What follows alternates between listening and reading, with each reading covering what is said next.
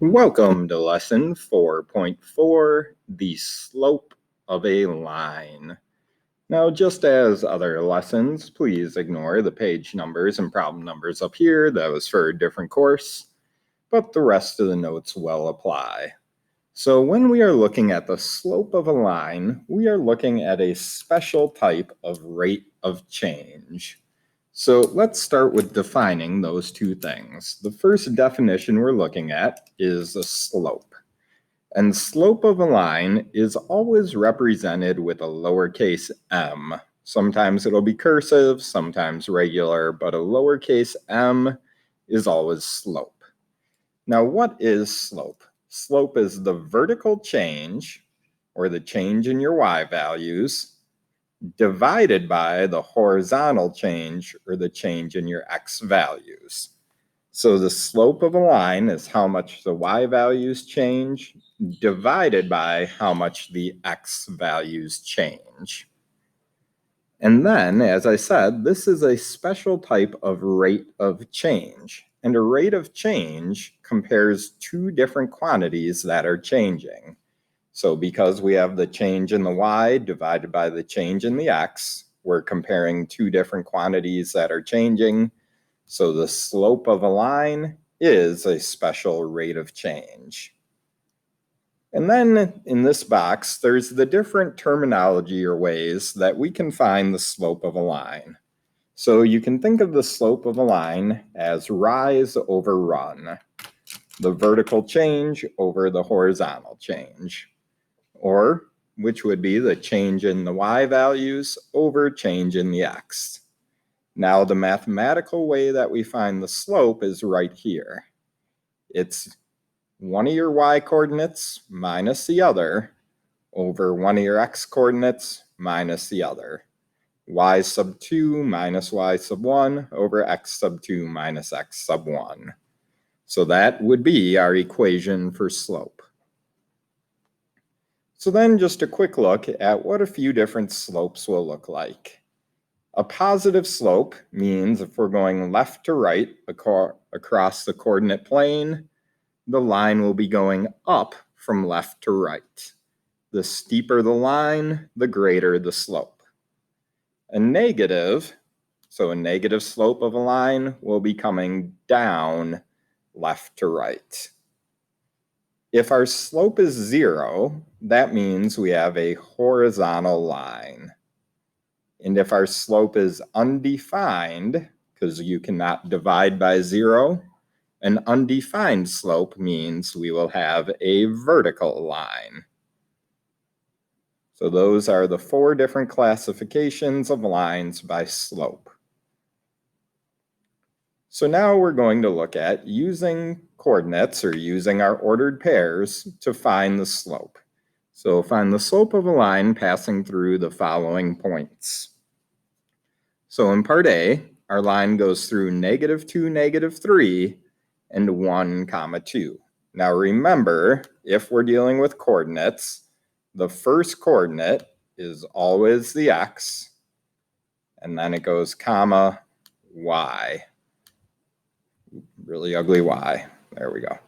So whatever your coordinates are, they always go x, comma, y. So in this case, our x values are the -2 and 1. The y values are the -3 and 2. So when we're setting up our slope, I could start with the 1 or the 2 for change in y. What I decided to do was start with the 2. So then it would be 2 minus the other y value of -3. So 2 minus -3 on top. And then on bottom, because I started with the 2 off of this ordered pair, I need to start with the x value off that ordered pair on bottom. So the bottom would be 1 minus the other x value of -2. 2 minus a -3 on top is 5. 1 minus a -2 on bottom is 3. So our slope would be 5/3. And when you're writing a slope, if it's a fraction, leave it as a fraction. Don't convert it to a decimal.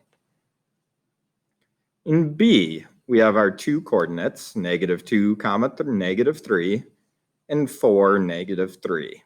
So our y values are -3 and -3. X values are 4 and -2. So again, I'm going to start with change in y. So -3 minus a -3 on top. Then on bottom, 4 minus a -2. -3 minus -3 is 0. 4 minus a -2 is 6. So our slope is 0 over 6, but 0 divided by anything is just 0. And then in C, we have our 2 points, -1, -4, and -1, -2.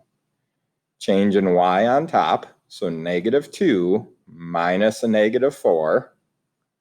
And then on bottom, change in x, -1 minus -1. -2 minus -4 is the same as -2 plus 4, so that gives us a +2. And on bottom, -1 minus -1 is -1 plus 1, or 0. You cannot divide by 0.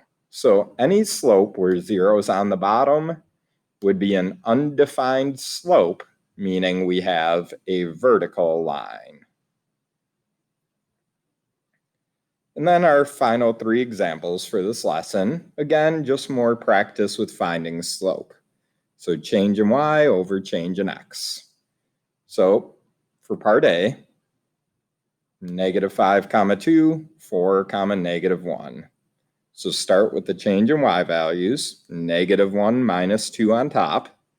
Because I started with the -1, I need to start with the 4. 4 minus -5 on bottom. -1 minus 2 is a -3.